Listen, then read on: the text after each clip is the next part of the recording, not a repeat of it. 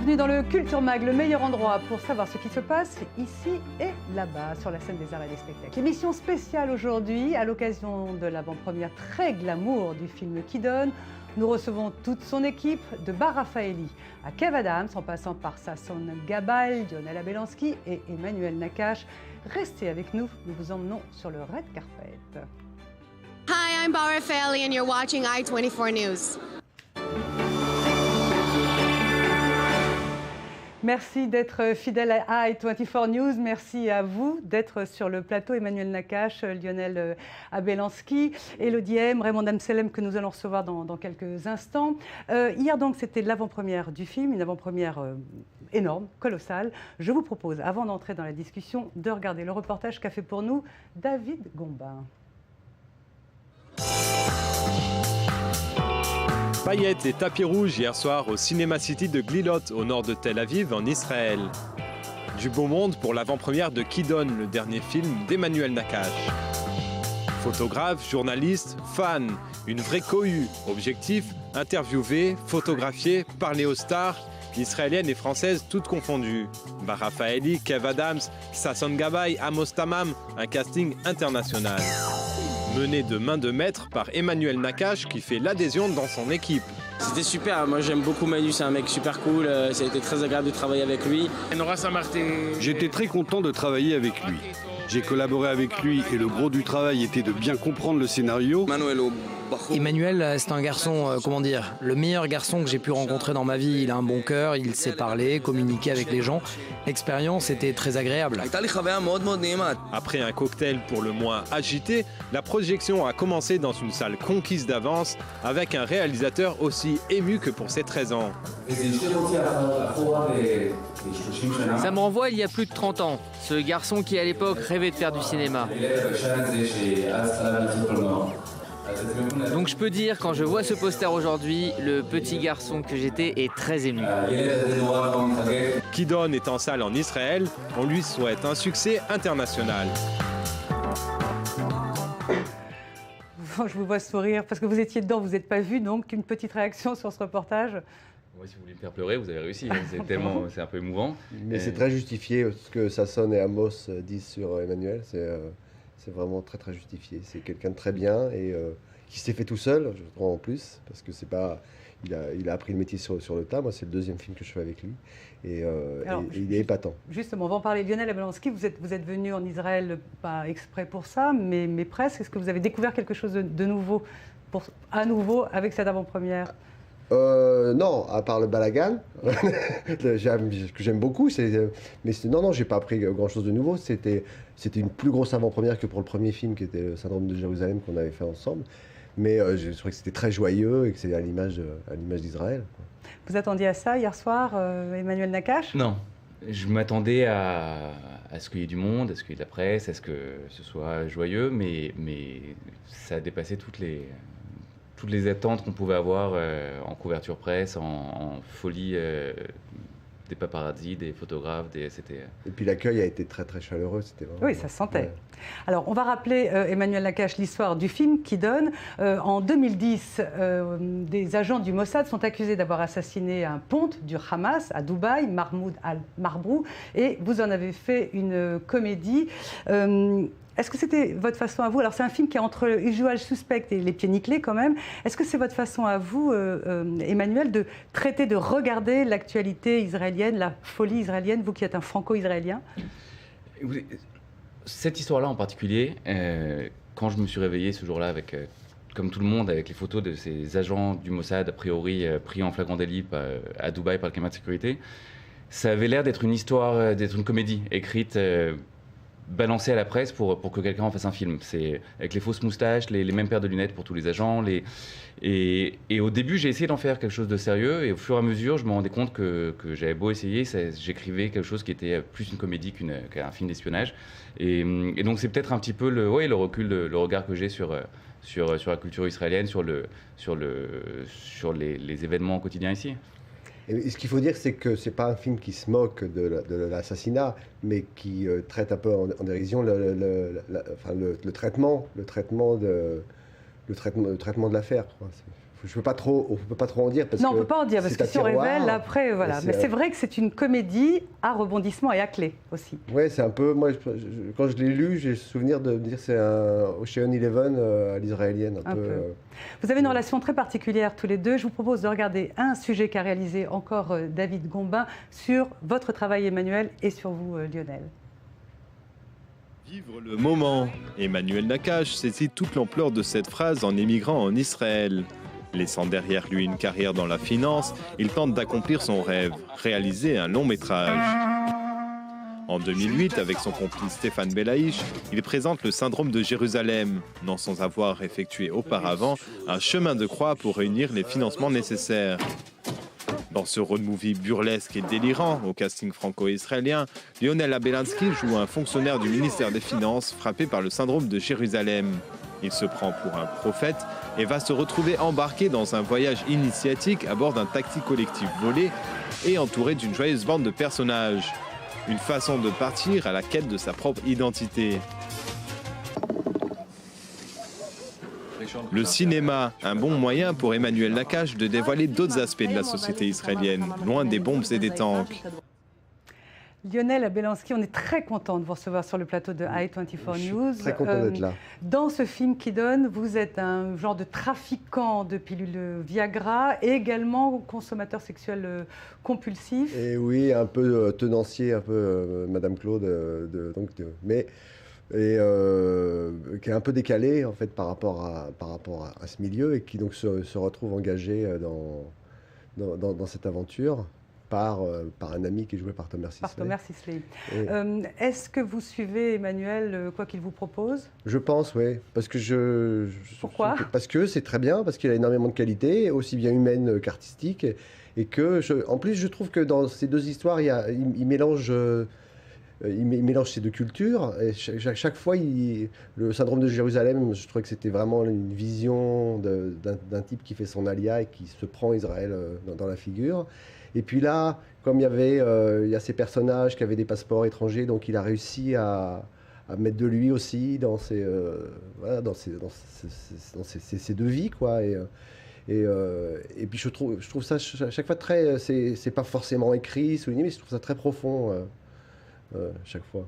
Vous vous aimez, on dirait. J'aime, bien sûr. Oui, j'aime voilà, la personne, j'aime ce qu'il fait. Et puis voilà, c'est assez simple entre nous depuis le début. Le syndrome, j'avais été vraiment séduit par l'histoire. Oui, il a un regard sur son pays, sur Israël, qui est très particulier. Qui est très personnel, je trouve. Moi, j'ai de la famille ici et ils n'ont pas le même recul que lui. Alors, je ne vais pas faire de généralité, mais je trouve qu'il est très fin. Et puis, je trouve pas cette histoire, c'est jubilatoire de venir jouer, déjà de venir en Israël, parce que moi aussi, j'ai des attaches avec ce pays familial. Et de jouer les espions. Donc il y avait vraiment un truc de môme quoi, qui m'amusait énormément. Et j'ai pris beaucoup de plaisir à jouer et à voir le film en plus hier. Lionel Abelansky, quand on regarde votre filmographie, elle est richissime. Vous êtes dans des comédies très légères, dans des comédies plus profondes. Ça va de Boule et Bill à Didier, en passant bien évidemment par Train de vie ou Rue Mandar. Est-ce qu'il y a un cinéma où vous dites non ? Oui, si c'est cynique, s'il y a du cynisme, voilà. S'il y a de la méchanceté ou du cynisme, ou un regard un peu qui me plaît pas, ça me dérange pas de jouer les salauds, bien au contraire, mais c'est la façon dont l'histoire est racontée. Pas de cynisme pour Et puis aussi, les rencontres sont très importantes, c'est-à-dire que les rencontres humaines. Voilà, ouais, c'est le scénario qui m'importe au départ, mais c'est les rencontres comptent énormément. Alors, on va regarder tout de suite un sujet, parce que dans ce film qui donne, il y a la part faite égale, femmes et hommes. On regarde ce petit reportage sur Bar Raffaeli qui a accordé une interview hier à David Gombin. Hier soir, à l'avant-première de Qui donne, le top modèle Bar Raffaeli était sans doute la star la plus courtisée. Un film qui marque son grand retour sur grand écran. Une nouvelle étape dans sa carrière. People always ask me if I intend to do movies and I always say that I don't. Vous savez, les gens me demandent souvent si je vais me lancer dans le cinéma et je leur réponds toujours que ce n'est pas vraiment ce que je veux faire. Ce film était tourné en Israël, donc ça me donne une bonne raison d'être plus chez moi, avec mes proches, ce que j'adore. Je cherche toujours des raisons de rester ici. J'adore le scénario et c'était mon rêve secret que d'incarner un agent du Mossad. Donc la question n'était pas de me lancer dans une carrière d'actrice, mais tous les éléments étaient ici rassemblés. C'était le bon moment, le bon film, les bonnes personnes, les bons acteurs. Bref, ça me semblait idéal. Bara Faeli semble avoir beaucoup apprécié sa collaboration avec le réalisateur Emmanuel Nakache. He's just the most patient, giving, generous. C'est une personne super patiente, bienveillante et généreuse et il connaissait le scénario du bout des doigts. En fait, j'ai vraiment aimé le fait qu'il soit si disponible et qu'il partage tout avec nous les acteurs. So much that he was willing to share everything he has with us actors. Autre personnalité qui a été appréciée par le mannequin, Kev Adams. L'humoriste et acteur a su user de son humour pour séduire la belle. Kev is just the funniest guy and he has such a young spirit. Kev est vraiment un gars super drôle. Il a su conserver une âme d'enfant. Il était toujours à faire le pitch sur le tournage, mais il était sérieux quand il le fallait. Il a beaucoup de talent et un cœur en or. On est amis et je suis vraiment contente que l'on reste amis pour la vie. And I gained a friend for life, so I'm really happy about it. Mais l'actu de Bara Faeli ne s'arrête pas là. Ce week-end débute la version israélienne de l'émission de télé-réalité X Factor. I'm very excited. It's coming out Saturday. Je suis très impatiente. Ça commence ce samedi. On a déjà tourné la moitié et l'autre moitié sera en direct. Je suis très impatiente parce que vous savez, on a travaillé énormément sur ça, parfois 15 heures par jour. Donc ça arrive enfin à la télé et je vais organiser une projection avec tous mes amis et on va voir ce que ça va donner. See how it goes. Changement de plateau, nous accueillons maintenant Elodie M et puis vous, Raymond Amselem. Merci d'être là. Une petite question, Emmanuel Nakache, courte. C'est facile de gérer les égos comme ça de tous ces comédiens et comédiennes C'est dur comme question. De toi qu'il faut répondre vite. Non, oui, c'était facile. Il n'y a pas vraiment d'ego. Il y a tellement de gens, il y avait tellement d'immenses acteurs que tout d'un coup, c'était une évidence pour tout le monde que c'était voilà, un grand jardin d'enfants où tout le monde était là pour s'amuser. Et je crois qu'il n'y a pas eu de problème d'ego. C'était une des bénédictions qu'on a eues sur ce plateau. Parce qu'on sent quand même dans le film la part égale faite aux femmes et aux hommes, aux Israéliens et aux Français. On sent vraiment que le scénario est écrit pour tout le monde. Vous, Elodie, vous incarnez la femme de l'ambassadeur, une femme volage. Est-ce que ce tournage vous a appris quelque chose d'Israël ? J'ai tout appris d'Israël parce que je n'étais jamais venue avant. Donc ce tournage a permis la rencontre humaine avec beaucoup de gens du tournage qui sont restés mes amis, avec le pays que je ne connaissais pas et que j'adore, avec Emmanuel Nakache que je ne connaissais pas et que j'adore. Donc ça a été... et la rencontre aussi avec le personnage, qui est beaucoup plus complexe qu'une femme volage. C'est une femme qui n'est plus aimée, surtout, et qui redécouvre l'amour et qui se sent trahi. Finalement, le personnage est presque au même niveau que le spectateur, c'est-à-dire qu'il ne comprend pas ce qui lui arrive, mais il est emmené dans un tourbillon. Et vous, Raymond Amselem, vous parlez très bien français, vous êtes actrice israélienne, vous incarnez une chef de la police. Est-ce qu'en Israël, la place faite aux femmes dans le cinéma, est-ce que c'est une place qui est réduite ou est-ce que c'est comme partout dans le monde difficile ? J'espère qu'il sera plus de place pour femmes en Israël, mais j'ai beaucoup de chance. J'ai des chances pour faire de vraiment excellents caractères de rôle de femme. Et pour moi, c'est bon. Maintenant, la situation. Vous avez eu l'air de vous être amusé sur ce plateau. Sur ce plateau, le plateau du film, pas le nôtre. J'espère que le nôtre aussi quand même. Tant qu'à faire, non, mais surtout sur le tournage. C'était un bonheur de tous les instants. On faisait une comédie, donc tous les prétextes étaient réunis pour rire, pour s'amuser. Et voilà. D'ailleurs, Raymond, je me souviens qu'il me disait que quand elle s'est rendue compte que c'était une comédie, c'est là qu'elle a commencé à vraiment comprendre qu'on allait s'amuser pendant tout le tournage. Et c'était un vrai bonheur. Vous êtes très drôle dans le film. Vous jouez vraiment le personnage. On sent. Merci beaucoup. C'est ma première fois que j'ai la chance pour faire un comic rôle. C'est votre premier rôle comique ? Oui. Que vous avez donné. Tout le temps, c'était vraiment dramatique et tragédie. Et il m'a donné ma première chance pour faire quelque chose de différent. Avant de se quitter, une dernière question, Emmanuel Nakache. Est-ce que vous êtes en train de travailler sur un nouveau film, à part voilà, sur la promo de Kidon, mais... Je suis sur l'écriture d'un nouveau film, j'espère pour l'année prochaine.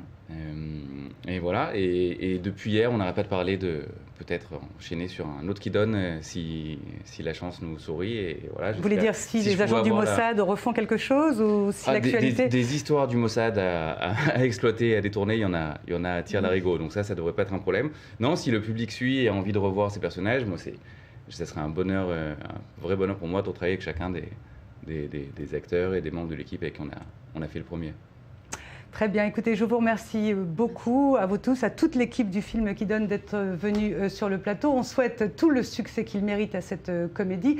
Tout de suite, l'info continue sur i24 News. Je vous propose de se quitter sur le générique du film qui est absolument efficace et magnifique, qui a dû coûter très cher, j'imagine. Oui, voilà, on regarde le générique.